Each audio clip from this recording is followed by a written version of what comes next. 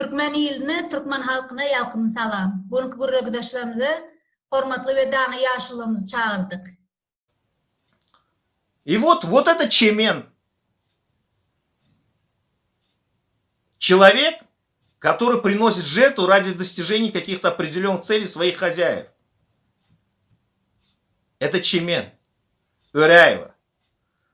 Чемен, у тебя 2 детей, а у меня 3. Тебе не стыдно? Вы не проект Америки, вы проект сами себя. Потому что вас за одно место держат туркменские спецслужбы. Чемен просто хотела принести меня в жертву с Азатом, но у нее не получилось. Потом героизировать нас, на этом почве она решила создать группу СЭС. Это было изначально запланировано. Я Азату говорю, нас сдали, я ему намекаю, и так, и так. А он к ней лезет. А знаете почему? Просто она ее купила. Когда он был в истерике 2 недели, она ему $100 отправила.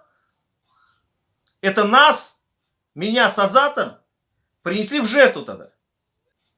Ты думаешь о своих интересах, своих работодателях. Только и всего.